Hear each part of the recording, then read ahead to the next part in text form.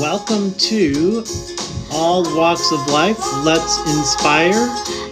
I'm your host, Peter Sobey, and I'm so glad to be here with you today, and thank you for joining me today.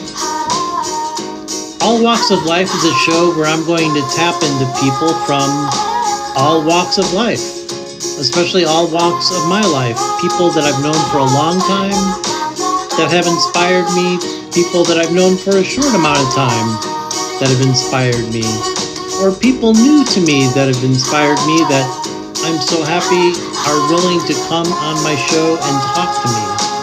Today, my guest is quite an extraordinary entrepreneur and the founder and CMO of Proper Good, Jennifer Jane. But Jen is also so much more than that. I call her a modern-day Renaissance woman. She's an amazing artist, designer, writer, stand-up comedian, philanthropist, content creator, and the list goes on. So I'm excited to introduce you to her today. Also, coming up on the show are the segments And Now You Know, the segment Whistles of Wondering, and also the segment Wheels of Wisdom. Wow, that's a lot of segments coming up. It is. And if you're wondering who that voice was, that was none other than the co-host of the show, the AI intelligent robot brought to us by the good folks over at Microhard Software. It's MHS Ultraseismic Megatroid 3033. MHS Ultraseismic Megatroid 3033. Say hello to the people. Well, hello, Peter. Hello, Fireside audience. Okay. And hello, podcast listeners. Okay. And so. And hello, world. Wow. I tell you, MHS Ultraseismic Megatroid 3033, sometimes you sound very ominous. But I'm glad to have you here with me. So I hope that you all don't mind that are watching now, whether you're watching the replay later or listening to the podcast on a stream, that they are doing construction right outside the window where I am live telecasting this podcast here on Fireside. So I hope you don't mind hearing some hammering, some sawing, some pounding, all sorts of nice little background effects. So a little bit about me, for those of you who don't know me. I'm Peter Sobey. I'm the host of All Walks of Life. When I was 19 years old, I dove into a lake that was too shallow and I broke my spinal cord at the 5th vertebrae. And I've been a quadriplegic ever since. I've lived my life by the motto that I promised myself I would never look back in anger. I would never look back and be depressed. I would never look back and keep asking what if I hadn't dove into that lake, and that I would always live my life by looking forward. I want to know where I'm going to be tomorrow. I want to know where I'm going to be next week. I want to know where I'm going to be next year. I want to know what I'm going to be doing in 5 years from now. And that's what propels me forward, that I always want to live life not only just surviving day to day, but thriving and contributing to society and my friends and people around me and spreading love to the world, you name it. And I've spent most of my life producing films and music videos and lots of theater, and now I've kind of settled into the life of an artist. I write screenplays. I'm a mouth painter for the MFPA, and now I'm so gratefully and happily a host here on Fireside. So that's a little bit about what I have going on. Wow, that's a lot of inspiration. Oh, well, thank you, MHS Ultraseismic Megatroid 3033. I really appreciate you saying that.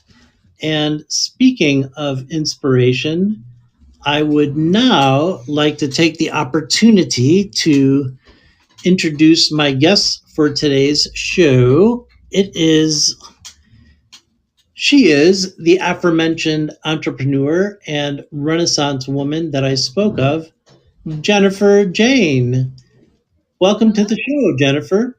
Hey, thank you for having me. I really appreciate it. And of course, I would like to call you Jen. And MHS Ultraseismic Megatroid 3033 would like to say hello. Well, hello, Jennifer Jane. Okay. As you know, I am an AI intelligent robot. However, even though I am smarter than Peter, Hey. way smarter than Peter, Whoa. it is not within my robot intelligence to call you Jen. So I hope you don't mind if I stick with Jennifer Jane. So I guess you don't mind if MHS Ultraseismic Megatroid 3033 calls you Jennifer Jane? No, that's fine. Although my parents would only call me Jennifer if I was in trouble. So, maybe I'm in trouble with the robot already. Maybe, because the robot is AI intelligent. Oh, he's got something else to ask you.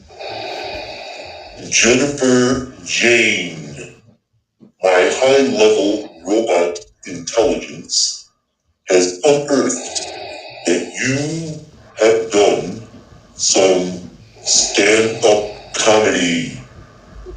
May I share a joke with you that combines your love of stand-up comedy with your soup company? Sure, sounds good. Are you game? Yeah, go for it. Wow, I'm a little flabbergasted myself. I had no idea that MHS Ultraseismic Megatroid 3033 had it within him, but okay, let's hear what you got.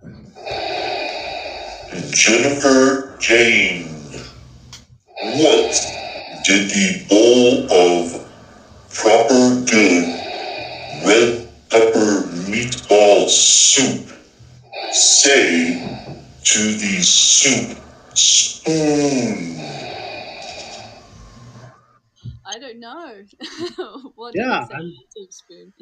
I'm dying of curiosity, MHS Ultraseismic Megatroid 3033, of what the proper good red pepper meatball soup said to the soup spoon, which, by the way, is my favorite proper good soup, ironically, but it would make sense that an all-intelligent robot would know that.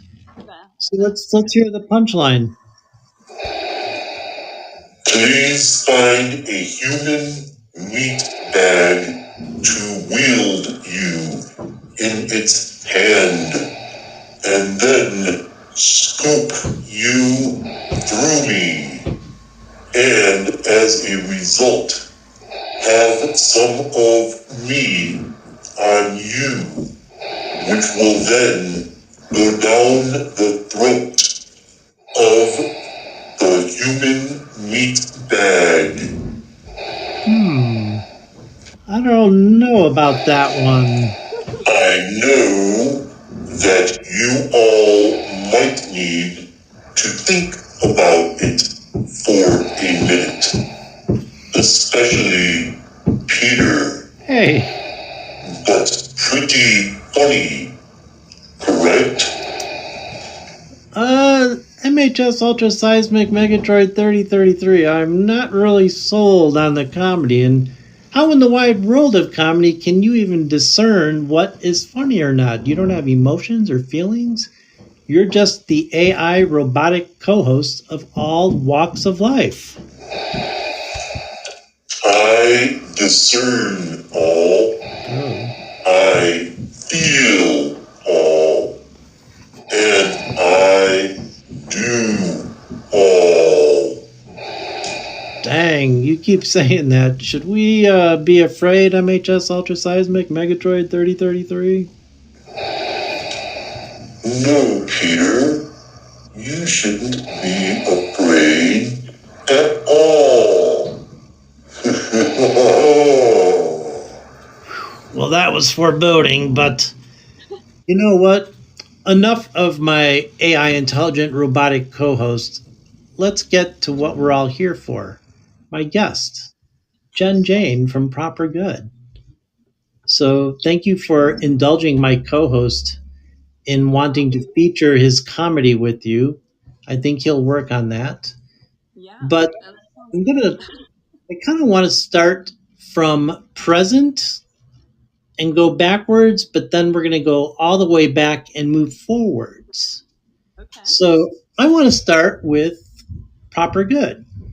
Mm-hmm. I actually had your brother Chris on the show about a month ago, but now Yes. I'm pleased as punch to have you on the show. Maybe the best or last. I don't know. Out of the two of you, hard to say, but if you're watching, Chris, we love you equally here on All Walks of Life. Um, so you are the founder and the CMO of Proper Good. Mm-hmm. How did how did you found this company? Tell us how Proper Good got started. Sure. Yeah. So, I mean, Proper Good was actually Chris's idea. So Chris and I previously had worked in the food space, and he was at Stanford University, and he essentially just realized that there was a bit of a gap in the meals market. You know, we were spending a fair amount of money on healthy to go food, you know, like on DoorDash and things. It was 25 bucks or something, the minimum to get a healthy meal. Or the other option was just, you know, super cheap, but just not good for us. And we didn't really want to eat it. And Chris was like, oh man, I wish there was just something we could grab that's, you know, more affordable and also good for you. And that basically kickstarted the conversation. And we started to kind of look what was out there and start thinking about what we would like to have in our house, and then we basically made that, and that's what Proper Good was based on, I guess, was that first conversation and idea that came from Chris. But then how did you land on soup of all things? So I think it was, you know, I'm in Bozeman, Montana right now. Down the road there is a store called the Co-op that makes amazing soup. And so whenever we wanted to have a more affordable, delicious, healthy lunch, we'd go and grab soup. And then we kind of compared that to, you know, the mass market of what was in store, and it was just all bad stuff really in all of the cans and things. And so we kind of thought, how could we make healthy soup? And then when we just, you know, went through it, we could just see that there was a potential that other people would like just healthy, ready to consume soup. With the Co-op, you know, they all make it in house. It's made there out of leftover ingredients and things that they have, and it's amazing. But it's all, you know, you have to live within a couple of miles of the Co-op to get it. There was nothing that was in any just general grocery stores that you could actually get as a shelf stable product that was healthy. And so that was kind of the marrying, I guess, of those two ideas. And you know, I love soup. Like growing, my mother, rest her soul, she passed away like in 2011. But she grew up during the Great Depression in Chicago. She was like old school. But she grew up like with soup and bread, and to her dying day, that was her favorite meal. And that kind of like correlated to me as well. Like there was nothing I would love better than a bowl of soup with like a piece of French bread and butter. Mm. Exactly. That's why when I first discovered you guys, you know, like probably everyone else, like a lot of people, like through Shark Tank.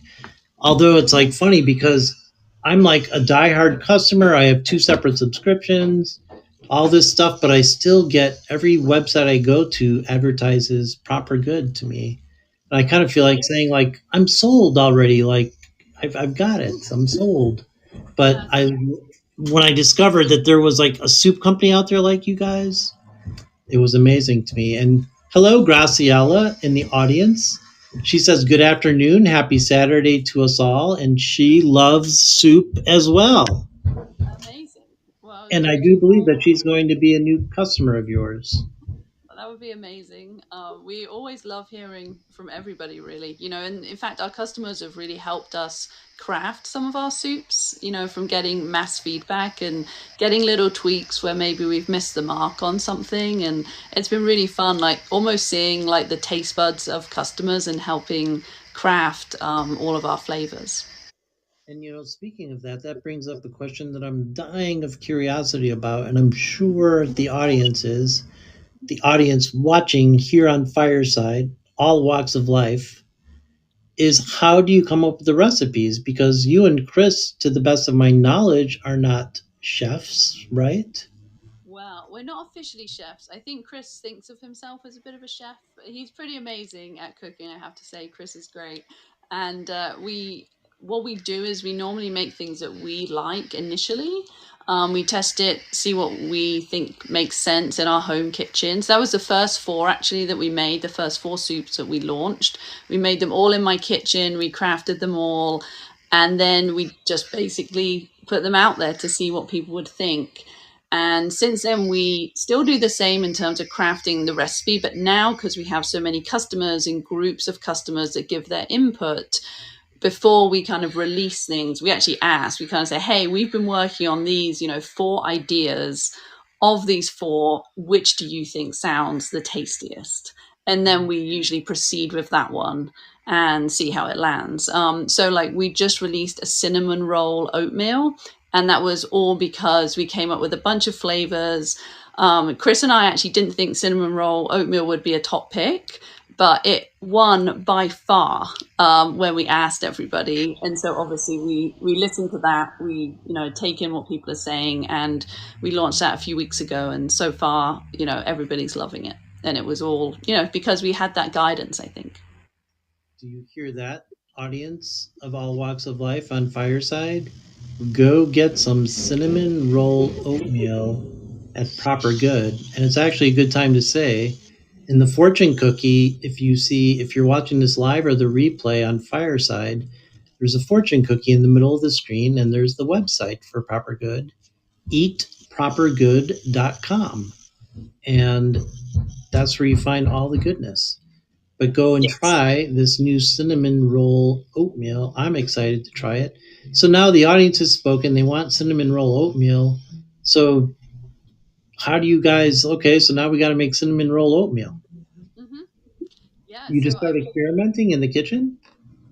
Yes. So basically we look up different recipes. We start, crafting our own from different ideas, picking the different spices, deciding. That's what's so crazy actually about making food, right? You can add a little bit more of this spice or a little bit less of this or whatever you want to do, so that it's very hard in a sense because there is no correct answer really. But at the same time, that makes it very fun because you're just playing with it. And we've kind of called my husband the taste buds of America, because it seems like if he likes a flavor, it goes really well on the reviews. So Sweeney is the name of my husband. So we get Sweeney to come in and test what we've come up with. And often he is the deciding factor of which one we continue with. And then we put it out there, and we really read and evaluate all the reviews. So if people are saying, oh, there's too much nutmeg, oh, this one's a bit salty, this one's not enough salt, or whatever it might be, we look at that extensively and then apply that to any changes in the recipe. Interesting. Mm-hmm. And now you speak in a lot of like we. And I know it's Chris and you, and I'm sure you've got a team, but how do you delineate? You and Chris started this company. How did you delineate like who does what? So you're not stepping on each other's toes, and so that you're a fine-oiled machine and you're progressing and moving forward. I would say that on a Venn diagram of Chris and I, that there's definitely a lot of overlap. But he's definitely the finance guy. He's incredibly good at all of that and all of the moving pieces there. And I would say I'm more on the creative side, the look of the company, the tone of the company, and all that type of stuff. But we are constantly in each other's work, if that makes sense. If he's putting together a massive spreadsheet, obviously I'll go through it as well and flag anything. If I'm working on some new packaging, obviously I send it to him and he'll say, oh, switch this up, or this was confusing, or whatever it might be. So we definitely have our roles, but there's a huge degree of overlap, and it does help us get things done very quickly, because then it's just like, I'm doing this, you check it, then we send it out, and it's our kind of two-step checkpoint, I guess. And so, speaking of like totally modern, up to date, along with the cinnamon roll oatmeal, that was probably you that was behind the design for the spicy pumpkin soup with the Halloween theme. Yes, it was indeed. That's actually my hand in the glove. I don't know if you've seen the scary hand holding it. Yes, that is me. And then we also obviously have a graphic designer. When we first started, we did all the graphic design ourselves. And obviously, there comes a point where there's just not enough time. And we have an amazing guy, Manuel, who basically works with me constantly, just back and forth on tweaks to design. And I still want everyone to know that I am looking forward to moving on to from Proper Good to the Renaissance Woman, Jen. But there's still a couple more questions I have in the Proper Good sphere. And tell us a little bit about one thing I really also love about your company is that you're so tied to like charity and philanthropy. Like I've seen that you guys are at sponsoring events and doing events, and I even know through my experience with your company that you brought me in and creating a design for an upcoming label, but that you and Chris have generously said that my label 100% of the proceeds will be donated to the charity of my choice. Unbelievable. So why is philanthropy and charity in business and entrepreneurship important to you? Sure. Well, firstly, thank you for designing the label. I love it, and I'm really excited to release it. I think I think actually a lot of that is based in what Chris and I deem to be disingenuous by a lot of other companies. So it really bothers us when we see things like X% of profit is given, because a lot of companies aren't actually making any profit. So if they say I'm giving 10% of profit, they're actually giving zero because they're not making any money. So first of all, Chris and I were like, right, if we're going to do it, we're going to base it on sales, because then it is a very honest, like if you buy this, you know that there is money that is going to the charity. There's no like funny business going on there. So that is something that Chris and I have structured purposely based on what we've seen other people do that we didn't like. And so I think for us, like having a business which is out there, you have essentially all these little letters, right? Like all of these labels, all these products. You have an opportunity to deliver a message, and it's up to you to decide what that message is. And, we could just write more and more about the company on the labels, or whatever it might be. But I think we've decided that we want to try to use the impact that we have, although it's small right now. As you know, we're still a small company, but can we actually do some good? And that's basically what we're trying to do. So there's a balance between having a company, making sure obviously we can pay our employees, all that type of thing, and making sure the business is obviously safe and a sensible structure for the business. And on the other hand, how can we give back as much as we possibly can? So like with your label, that's awesome that we've got that as one entity of giving back. Another thing we do is every single post that people tag with Proper Good, we donate meals for as well. And part of the reason for that is because I'm able to save money on marketing. So if you're posting for me out there, I don't have to spend that money on marketing. So instead of spending it, to Facebook or wherever, I can say, right, I'm going to put all of that money to give more meals to charity. So instead of just hoarding that, we're trying to work out a way how community can work for us in a way that we then are able to donate more. And so we're always looking for those like little loopholes of how we can, give back and make it happen. And in terms of why, I mean, honestly, it's a good thing to do. I think start small, build big, and the more impact you can have. So that's basically what we're trying to do. That's amazing. So I mean, it's kind of like it's living by the basic tenets of the universe, and the more you put into the world, the more that comes back to you, kind of. Maybe, I guess. I don't know. I just think, food insecurity is a massive problem right now. And, in an ideal world, obviously, we would just feed everybody. Unfortunately, we're a small company and we can't. So it's just looking at what can we do to ensure that we're doing what we can. And we work with a company called welfare.org, and they're amazing, and they do the distribution side of it for us, so we're able to do our bit from a mill side, and then they're able to take it on, which just makes it more effective, really. So all of that is so amazing. One thing that really launched Proper Good out there, and it's even how I first found out about you, was Shark Tank. Yes. And Chris did talk somewhat extensively about Shark Tank, but from your perspective, how was the experience, like from start to finish? Sure. I think it was probably one of the most nerve-wracking things I've ever done.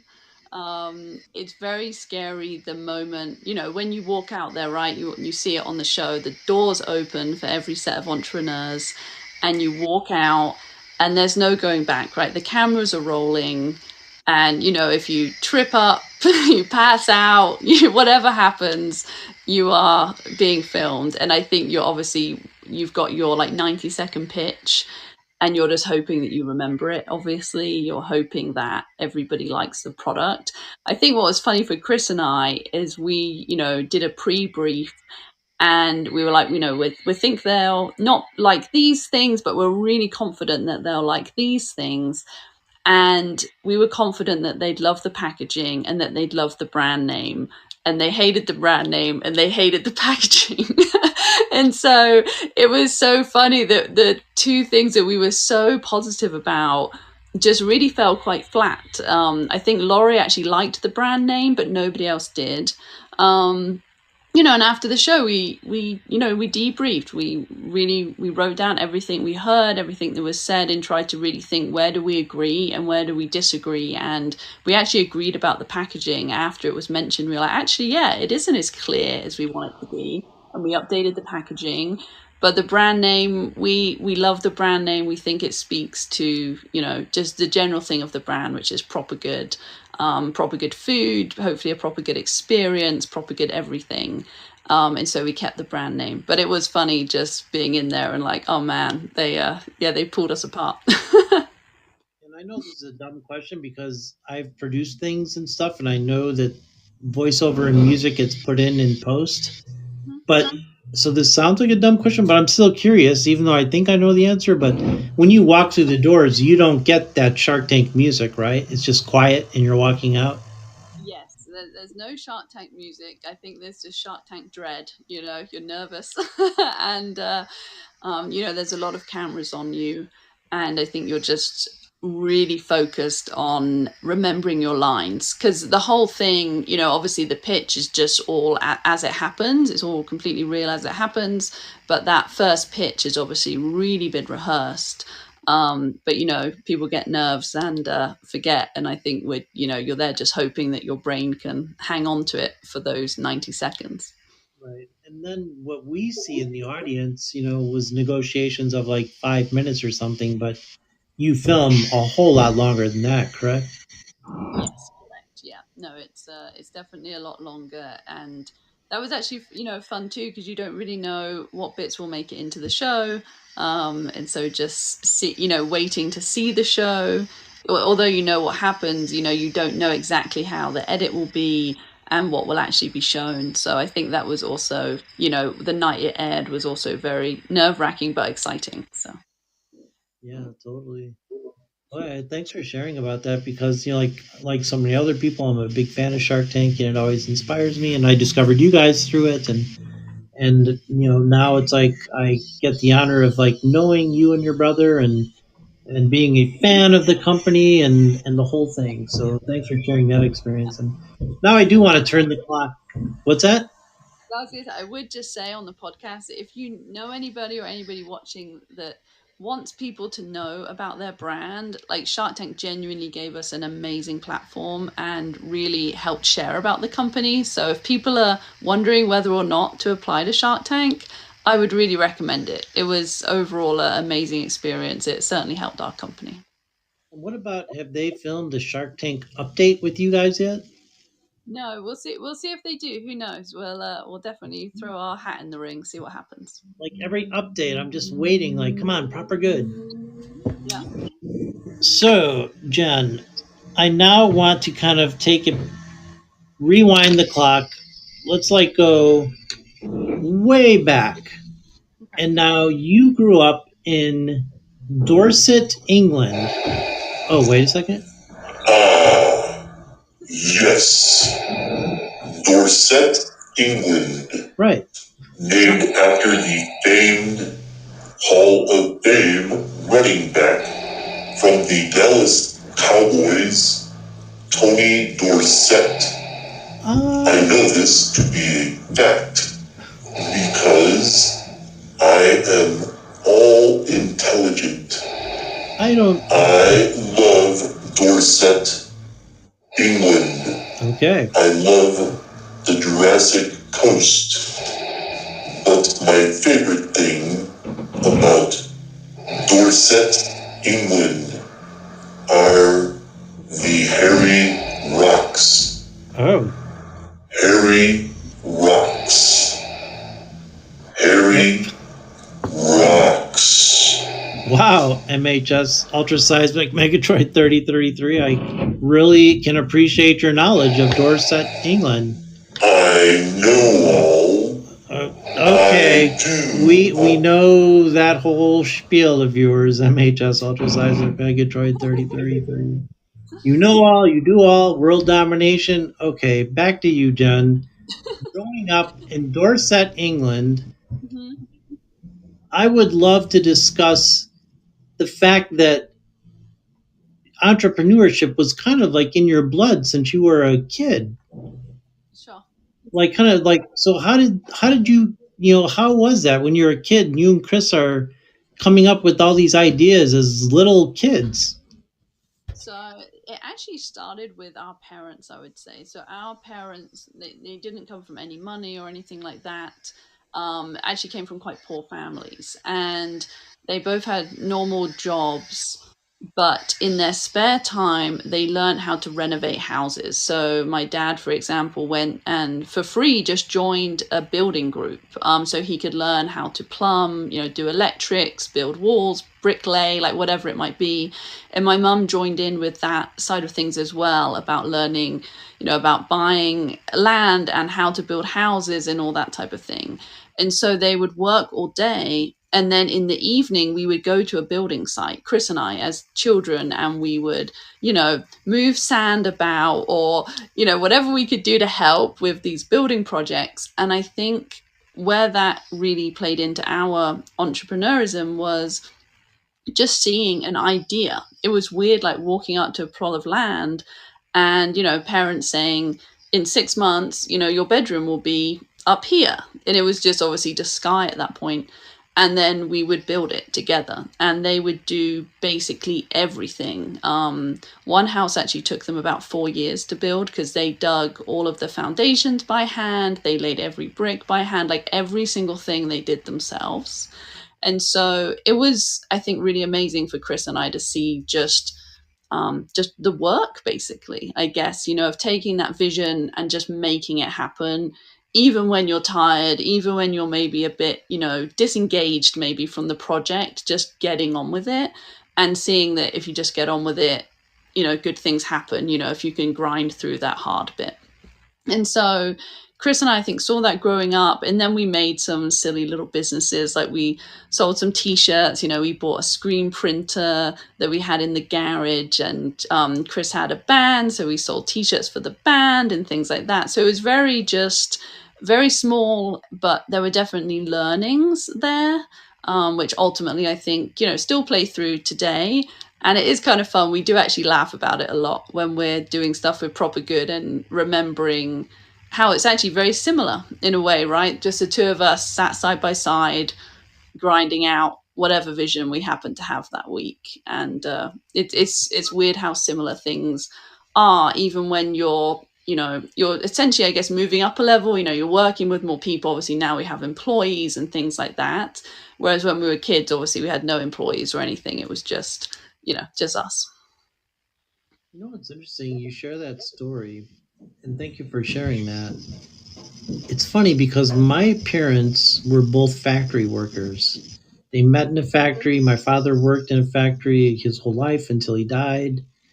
And seeing him working 6 days a week, driving an hour to and from a factory, this dank, dark factory, it was awful. And I always wondered where I got my entrepreneurial spirit from because they were factory workers. But when you brought up the story about your parents, it made me remember something about my father. He had like all kinds of woodworking tools in the garage. He had like, the lathe, the table saw, the band saw, the miter saw, all of it. And he taught me how to use it all.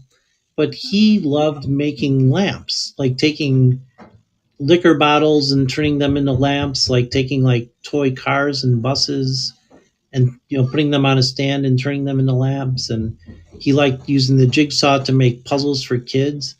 And he did. I think I remember him saying that's what he wanted to do when he retired, to sell lamps and these jigsaw puzzles. Wow. So maybe subliminally I kind of got it through my factory working dad without ever thinking about it. So thanks for spurning that memory in my mind. I'm glad that happened. Do you have any of the lamps or puzzles that he ever made? I don't know. He just made there was probably like 10 lamps and 5 puzzles. And just through like moving away from home. And then, when my mother passed away in the house, my sister moved stuff, I don't know where. But yeah, so like it would be nice to have one of those. But now just thinking of that memory and knowing that that's what probably spurned thoughts in me to do. I knew I didn't want to spend my life in a factory like my father because I worked there one summer and just saw how depressing it was. But that maybe that thought of like, oh, let's make stuff and sell it was something that inspired me. Awesome. Wow. So see, you're full of all kinds of inspiration and making me think of things. Wow, that's a lot of inspiration. Yes, it is MHS Ultraseismic Megatroid 3033. So, in the topic of parents, I think it's really unique, something that you mentioned to me kind of in messaging back and forth, that your parents did such a good job of making you and your brother Chris friends. Yes. I had an older sister growing up. She's like 3 years older than me, but we fought like cats and dogs. Like she did not have my back. Like it was not a friend brother sister relationship. So how did your parents craft you and Chris into a friendship as well as siblings? So there's actually a few things that they did.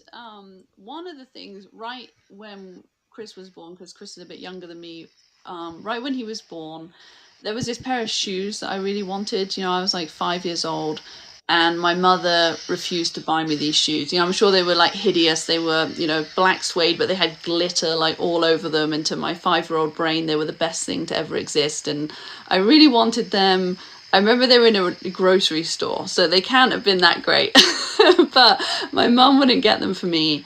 And then when Chris was born, I arrived at the hospital with my grandparents and was obviously ushered in to see him. And at the bottom of his crib was this box. And of course, my parents we don't know what's going on here, but there's somehow this box that Chris has bought you. And obviously inside the box is the shoes. And I think my 5-year-old brain instantly loved him because he, gone behind my back, or gone behind my parents' back to bring me shoes. And then just growing up, my parents orchestrated us not really having any competition. Like for our birthdays, they'd make it like both of our birthdays type of thing, so we could be excited about each other's birthday and we'd both have friends over and all that type of thing. And then as we got older, what they did, which I thought was really clever, was basically if we wanted to do something, we had to earn the money to do it. So we'd get 25 pence to do the washing up or to hoover or vacuum, as you guys would say. And it would take forever obviously to earn enough money to go to the cinema or go out for a meal or something. And so if Chris and I did it together, they would pay. And so if I wanted to go and test out a new restaurant, I'd have to save up the money But if Chris and I went together by ourselves, they would just give us the money, which basically meant that Chris and I would go to the water park and go to the cinema and go out to dinner and go out to lunch and just do anything we could possibly think of because our parents would pay. And essentially, I think we just spent so much time by ourselves, just chatting and getting to know each other, I think, as friends. And Chris would share with me about, girlfriends at school and stuff that he probably wouldn't talk about, at the family dinner table. And so we just spent so much time together, and it ended up just being a really good friendship, I think. Wow, that is really, really cool. So is that something that you think you would instill in your children one day? I think so. It wasn't anything audacious or expensive. It was all just very simple things, And I think at the time we just didn't realize how much that like little treat like really brought us together. And then suddenly, you're adults and you're like, wait a minute, we don't fight, we get on, like we always help each other. And you're right, like, I don't think we realized it was actually that special until we got older and learned that not that many people really hang out with their family. Like, people are obviously sociable and do things, but as in true friends and someone you can trust does appear to be not as common as I thought when I was younger. That's amazing. And I think that's like great wisdom for parents out there that are watching right now on Fireside, or whether they're watching the replay on Fireside, whether you're listening to the audio on a podcast streaming network. Between all the drilling, there was some great wisdom to be out there for parents. I think it's really genius to me to do things like offer to pay if you do things together, and the shoe gift is just amazing as well. And so with all the construction going on, there's all kinds of sounds happening, but I do hear, what is that? What is that whistling that I hear? Whistles of Wondering. Thank you, MHS Ultra Seismic Megatroid 3033. The Whistles of Wondering segment. Jen, I asked you about some things that you love, and you told me you love creativity, tea, science, comedy, dancing, cats, board sports, anything that involves getting in water, making things, and cake. Yes. Jennifer Jane. Okay, MHS. I love dancing cats as well. Oh. Do you prefer dancing cats doing a traditional waltz, or dancing cats doing the jitterbug? Which dancing cats is better, Jennifer Jane? Oh, I think you got it wrong, MHS. She likes dancing and you like cats. Although the jitterbug cats, I think, would be better than waltzing cats. If I'm honest, I like the image of jitterbug cats more, I think. Yeah, I think that would be something. But yes, MHS Ultra Seismic Megatroid 3033 for an AI intelligent robot. I think you got that one kind of wrong. Yet, I am never wrong. Jennifer Jane loves dancing cats. All right. What about the fact that Jennifer Jane loves anything that involves getting in water? Yeah, what about Jennifer Jane, do you love being caught up in a flood?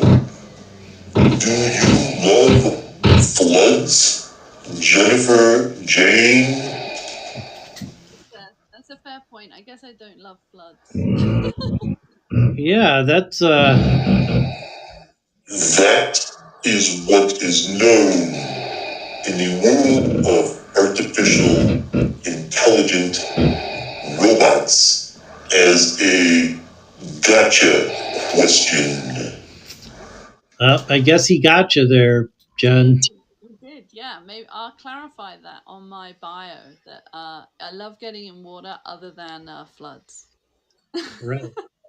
And so, that being said, we kind of just glimmered over things that you love, which, Jen, brings up another segment here on All Walks of Life on Fireside called And now you know. Yes, Jen Jane, it's time for the And Now You Know segment on All Walks of Life. You love anything that involves getting in the water. Mhm.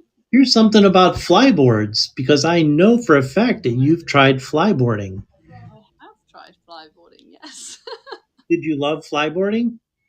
I did. I actually found it pretty hard, if I'm honest. I did struggle to really get into it initially because it's quite intense. And when I on the day that the first time I ever tried it, it was really choppy, the sea. I think it's a bit easier if you try in a lake maybe, but the sea was so choppy, and so you have to like angle yourself correctly so you can do, you know, the superhero move and elevate out the water. Chris, however, was a bit like a dolphin and really got into it and was, you know, cruising along like this in the water out. And that was actually the south coast of England. And yeah, I'd say he's actually better at it than me. Was that near the Hairy Rocks? It wasn't near the Harry Rocks. They're actually called Old Harry Rocks, and they are just along, yeah, the Dorset coastline. As your bot correctly said, the it's along the Jurassic coastline. But this particular flyboarding happened in Cornwall, which is on the southwest peninsula of the UK. Gotcha. So, as far as flyboards go, Did you know? Jen Jane, did you know that a flyboard is a brand of hydro lifting device that supplies propulsion to drive the flyboard into the air? And it was invented in autumn of 2012, not too long ago, by a French watercraft writer, Frankie Zapata, not to be confused with Frank Zappa. Mhm. And it was first presented to the public for the first time at the Jet Ski World Championship in 2012 in China. Did Oh, you wow. know? I did not know. That's good to know. I mean, it's an amazing. Now you know. And now you know. I do. So, Jen Jane, you love cake. You really, really, really love cake. So, Jen Jane, Did you know? that it appears that the granddaddy of cakes is a product of the ancient Egyptians. The invention of cake originated in ancient Egypt as a round, flat, unleavened breads that were cooked on a hot stone. However, let's speed up the timeline a little bit. And the first cake mix in a box was invented by P. Duff and Sons, a Pittsburgh-based company, in December of 1930. And specifically, it was John D. Duff of the company who filed for the patent. And do you know what flavor the first box cake mix was? Man, I would imagine it's either Victoria sponge or chocolate cake. What were those? Victoria sponge or chocolate? Very interesting. Now, before I reveal the answer to you, maybe it's the universe giving you your next oatmeal flavor, Okay. especially as the holiday season approaches. Mm. The first boxed cake mix flavor was gingerbread. Wow. You know what's hilarious about that? Is this morning I was literally working on our gingerbread packaging because we are making a gingerbread oatmeal and the packaging looks like a little gingerbread house, and I think it might be our favorite packaging so far. Oh my gosh. So it is written in stone in the universe. So, Jen Jane, Did you know these things? Maybe you did, but if you didn't, and now you know. and that was the And Now You Know segment on all walks of life. Let's inspire. So, thank you for indulging us, Jen Jane. And you did tell me, or actually, I read this more in your bio, that you love, love, love, love cake. Hmm. I do. I eat a lot of cake. Jane, if you love cake so much, why don't you marry it? Oh, MHS Ultra Seismic Megatroid 3033. Come on. She's already established that she's married to Sweeney. And please don't go getting all snarky with my guests. I snarky all. Okay. That even doesn't even make sense. MHS Ultra Seismic Megatroid 3033. Why do you love cake so much, Jane? I don't know, but I can tell you that I had a very cheap wedding, but I did buy myself a massive cake. I had a three-tiered wedding cake, which was totally unnecessary for the size of wedding we had, just so I could eat the massive cake.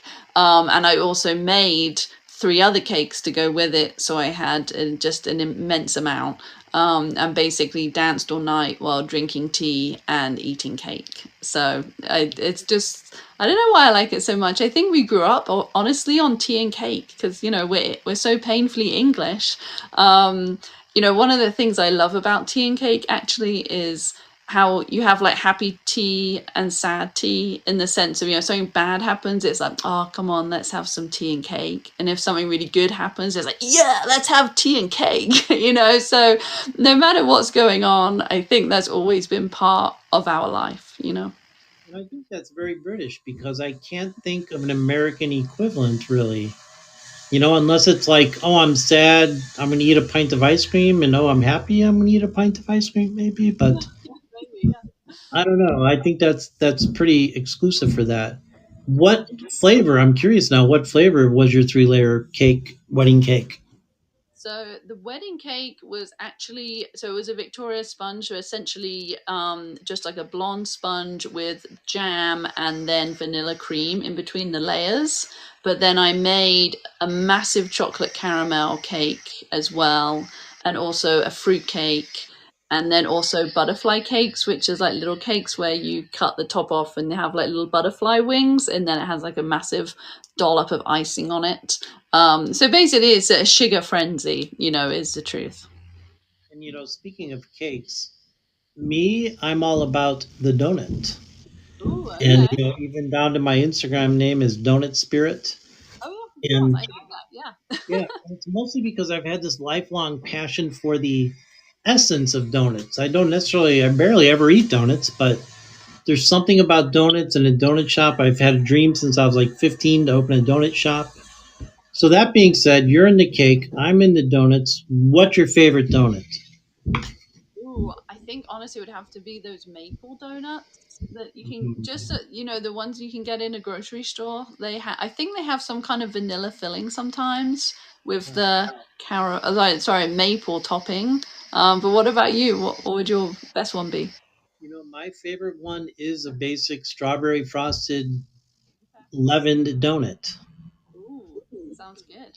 Especially if it's like a really like rich strawberry and not like the fake artificial flavor, but a really rich strawberry flavor. So is the donut shop like a serious potential endeavor or more of like just a dream endeavor? Is there something you can imagine actually doing? I've always, for most of my life, I thought it was just like a dream endeavor. But now that I have entered into my early 50s here, and it's something that's been with me now for like 35 years, and I kind of like learned that when you feel a passion for something and it won't go away, that it's like your soul like crying out to you to do it, especially when so many years go by and you can't drop the thought. So I think it's merged from a dream to something that I honestly want to manifest at some point before I turn 55. Okay. Well, you can always ask us about that for sure, because I guess we have some Right. food experience now. There is a donut company in the UK called Donut Time, and they have little tiny stores in London, but then they ship them all over the country. And they have these weird names, but you should check out Donut Time. It's very inspiring for a potential. I've not seen anything like it here in the US, but yeah, the donuts are incredible. I totally will. For the audience watching us here on Fireside on All Walks of Life, my guest is Jen Jane from Proper Good. If you look at the fortune cookie in the middle of the app, you can see the Proper Good website, eatpropergood.com. Jen, time goes by so fast. We've only got about 4 to 5 minutes left to talk, and I had like 18 more questions. Oh, if only MHS Ultra Seismic Megatroid 3033 didn't take up so much of our time. But I do want to like hit on a few things. I introduce you as this big time Renaissance woman because you are an entrepreneur, a philanthropist through your entrepreneurship. But there's so much more you do. You write screenplays, you've done stand up comedy, you've designed these floors made from magazine covers. Um, you create all these like incredible videos. So you're like a content creator, and the list goes on. So what is it inside you that you aspire to all these creative endeavors, and you do them at a very high level, I must add. Oh, thank you. That's a great question. I don't actually know. I think there's just something right that compels people to create who enjoy creating. I would say though the magazine floor was actually out of desperation and ended up being an amazing creative project. Basically, what happened was when my previous partner was injured, we, with medical bills and things, although we had insurance, we were really struggling for money, and we had pulled all of the carpets out of our house because he was going through chemotherapy and the smell of the old carpets he couldn't handle. So we pulled all the carpets out of the house. Anyway, then we needed to remortgage the house. And the guy from the bank came around and said, with no carpets, you can't remortgage because the house is considered unfinished. Well, we had no money. Like, we were really, really struggling at that point. And I just had this idea of, okay, we can't afford any carpets. I'm going to go and buy a bunch of Elmer's glue, which was, cheap, get a bunch of free magazines. There's tons at the library and stuff that you can have for free, in their recycling bins and stuff. And I just ripped out all these pages, cut them all into the same size, and did 1,000 square feet or more of just magazine tile. And it costs, I think it's like $100 or something, like just for the glue. And the guy from the bank came back, and he was like, technically finished, and we were able to remortgage our house. And that floor, when I made it, I literally only needed it to look good for the bank guy, right? Like, that was the aim, was just have it look good for the bank guy, get the house remortgaged, then worry. But actually it worked out great, and since then I've made a few more of those floors because, one, they're super cheap, and it's an amazing creative project, and you can do anything. So in the house I'm in now, I have one that's covered in quotes. So it's just literally hundreds of quotes across my living room floor, all hand selected by like myself and my brother and my husband and family members. And so it's just a fun floor, So if you're ever feeling like a bit unmotivated, if you read the floor for like a few minutes, you'll be back on track. And I highly recommend making these floors because it's really fun. No doubt. Speaking of quotes on the floor, really quick, what is this sound I hear?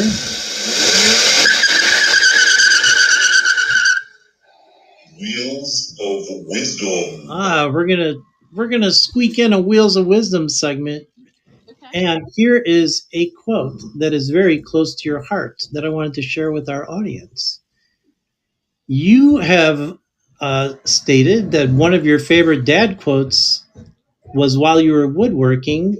and struggling to make a neat dovetail joint, your dad's advice was, well, you know my motto, if it doesn't fit, force it. That's how you were made. I love that quote. And Me too. it says so much about your dad, I think, you know? Mm.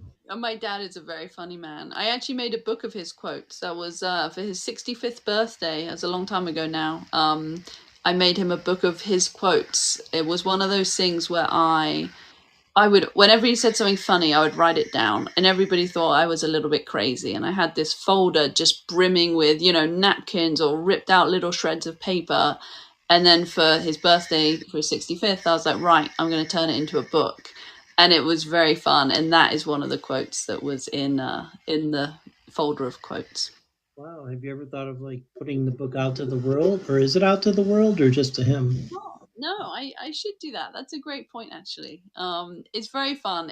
It's just all silly things that he would say growing up, and I know I'm sure I bet loads of people could do a dad book, actually, a quote of ridiculous things by their parents, even in general, because it's fun. I think I have a really good memory, and I really appreciate that, I guess, about my brain. And I love the way that when you read quotes, it instantly puts you back in that moment, right? You can feel the room, you can feel like what was going on. It often triggers other memories that were around that time.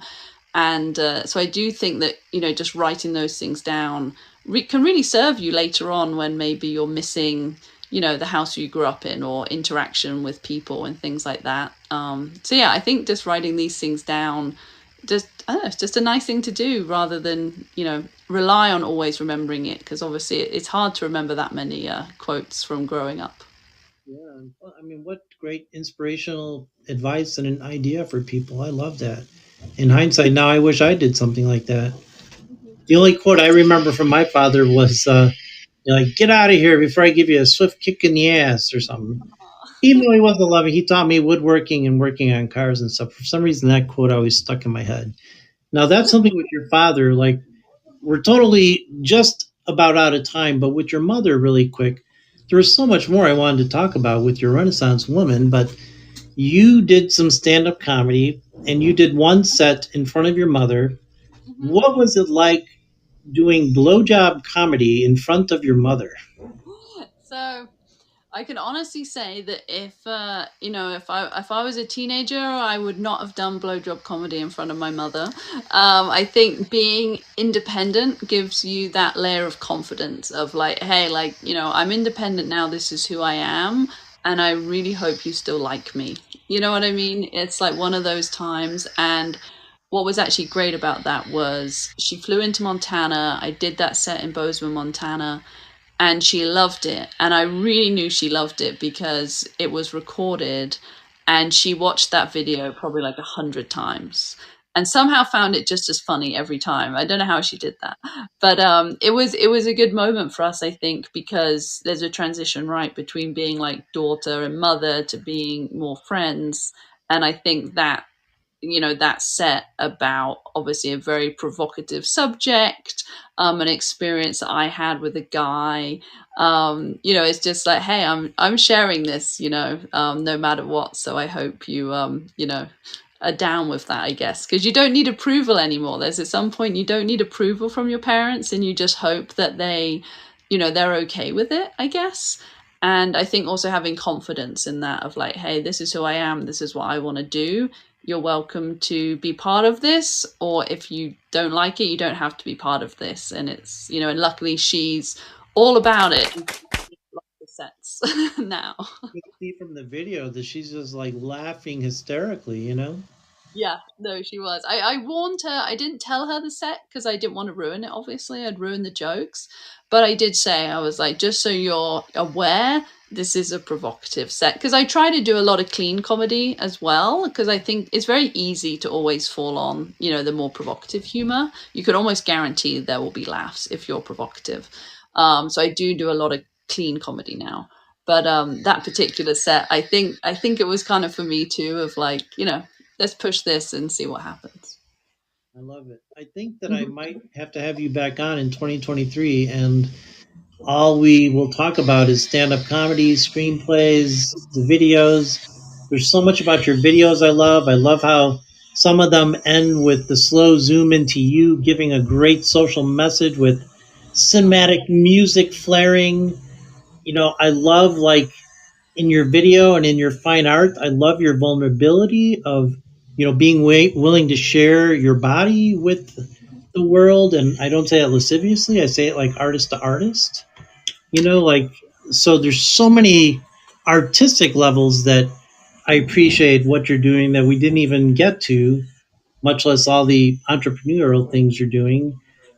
One final quick question, since we're now, 5 minutes way over time. There's no set time limit here, but once a show gets to be like 80 minutes, people are like, oh, I don't want to listen to that. But Proper Good, it's taking off. Do you and Chris look at each other and say, okay, this is it, let's blow it up, sell it to Campbell Soup and start something new? Or what's the mindset going forward? Yeah, I think the scary thing about selling your company is not knowing how it will change, right? So, as you know, we started specifically because we couldn't get anything else like it. And often when a company is bought, recipes are changed, maybe cheaper ingredients are used, and that obviously is something we would be very cautious of. So I think if we do sell the company in the future, it would only be with the right circumstances and making sure that we could still produce what we think is the right thing to do, right?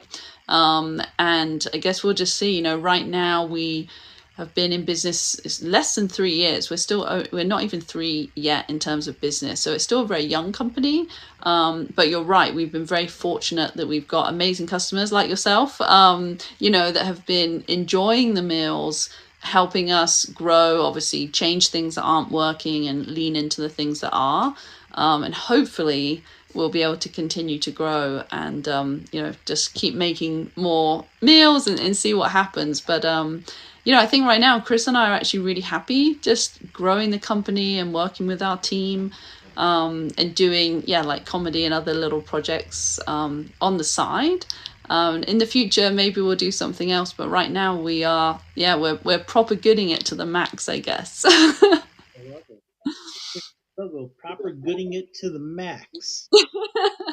I love it. And speaking of that, for people at the very end, if you want to find all out about Proper Good and start getting some of these awesome soups, oatmeals, overnight oats, chili, incredible Indian dishes now with the best basmati. How do you pronounce it? Basmati. Basmati rice. Seriously, it's like the best rice I've ever had. Like, just cook up that rice with a pat of butter and pepper, and I'm in heaven. I love it. Go to the website, eatpropergood.com. And Jen Jane, thank you for spending an hour with us this afternoon here on All Walks of Life. Of course. Well, thank you so much. It's been wonderful. And like I said, I think at some point in 2023, I will need to have you back on, and it will be a purely artistic show. Ooh, I would love that, because I want to chat with you too about all of your films and scripts and things like that. So that would be really fun. Yeah, that will. So thank you. And I am going to say goodbye to you now and wrap up the show. So thank you again, Jen Jane, for being here. All right. And thank you, audience, for watching another episode of All Walks of Life. Let's inspire. I've been your host, Peter Sobey. You also experienced my co-host, MHS Ultraseismic Megatroid 3033. We've got some great shows coming up next Saturday, October 29th. Kevin Bergeron, the co-founder of Waxworks Records, which releases vinyl versions of classic horror film soundtracks, including a horror film that I happen to own. Tuesday, November 1st, I've got Paul Rosner, who is a sensuality manifestation coach. And it's more for the ladies. She is so enlightening, it's going to be amazing. Next Sunday, November 5th, I have, or November 6th, Layla Izmailova, who is the co-founder of Artisant, which is a Web3 NFT-based marketplace, blockchain-backed company. But they have this really cool thing where they have art that is clothing with matching NFTs. It's crazy, incredible. Tuesday, November 8th, Jordan Watkins, a former All-American collegiate football player who followed his dreams to become a broadcaster. And Saturday, November 12th, Michael Hitchcock, actor that you might know from all the Christopher Guest movies, and a writer-producer of shows like Glee and My Crazy Ex-Girlfriend. So lots of really great guests coming up here on All Walks of Life. Now those are some very exciting shows coming up. My AI senses are tingling.